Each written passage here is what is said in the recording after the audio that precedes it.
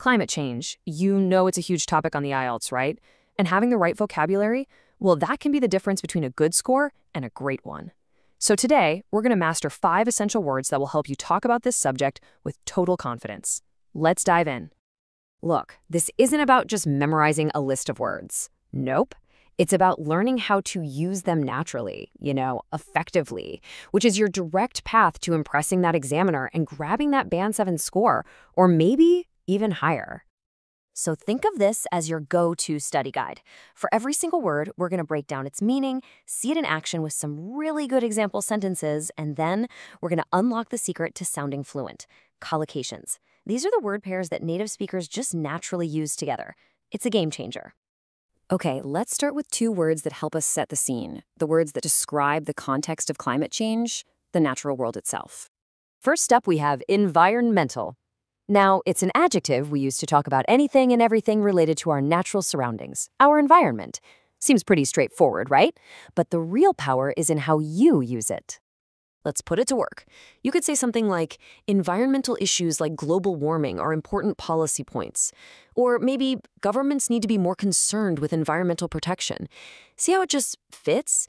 It perfectly describes nouns like issues and protection. And this, right here, is where you can really elevate your language.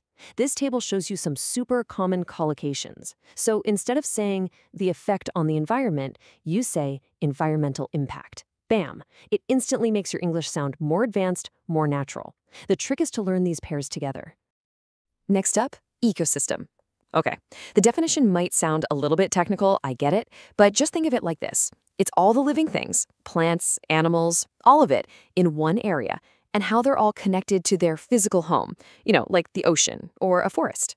So here are a few ways to use it. You can talk about specific places, like how deep sea areas often have unique ecosystems. But listen to how powerful this next sentence is. Global warming has the potential to destroy a number of irreplaceable ecosystems. Wow, that one word, irreplaceable, is just so effective. Let's do a super quick micro lesson here, because this shows you exactly how English works. The prefix, ir, that means not. Replace is our main verb, and the suffix able means, well, able to be. Put it all together, irreplaceable. Not able to be replaced. What a fantastic word to use when you're talking about the damage to our planet. And to really sound like you know what you're talking about with ecosystem, pair it with verbs like protect an ecosystem or destroy an ecosystem. You can also get specific, like a marine ecosystem. Simple. Okay, let's keep building on this.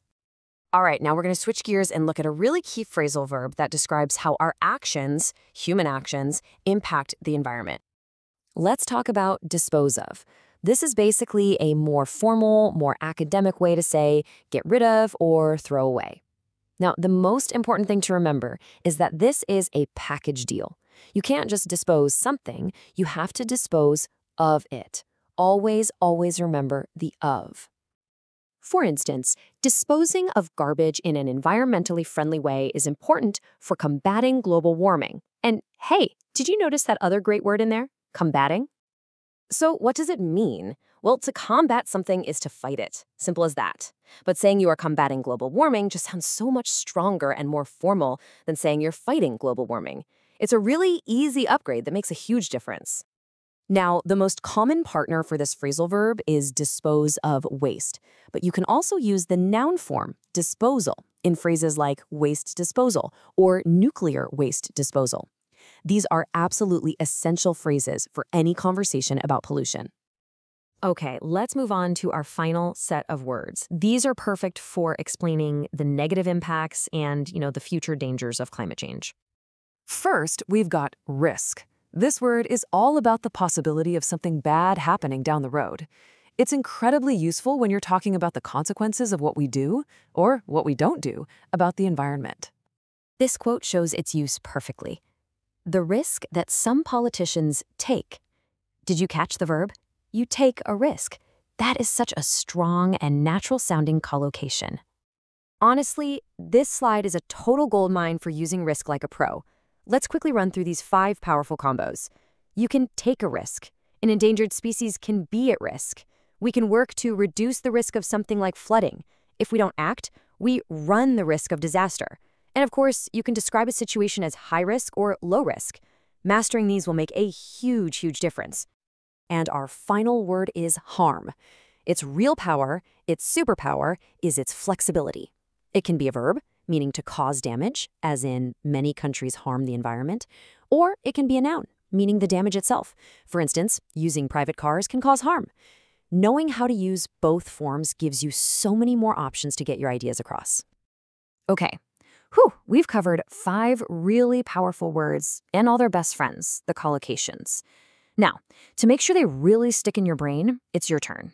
Time to put them into practice. So here's a quick recap of the words we learned. Now for your challenge, I want you to write 2 sentences for each of these 5 words and post them in the comments. And really try to use those collocations we talked about, like environmental impact or take a risk. Trust me, this is the absolute best way to lock in this new knowledge and start using these words with confidence. Because at the end of the day, learning vocabulary isn't just about passing a test. It's about giving yourself the power to discuss important ideas with precision and with confidence. So the real question is, how will you use these words to make your voice heard? Thanks for joining me today.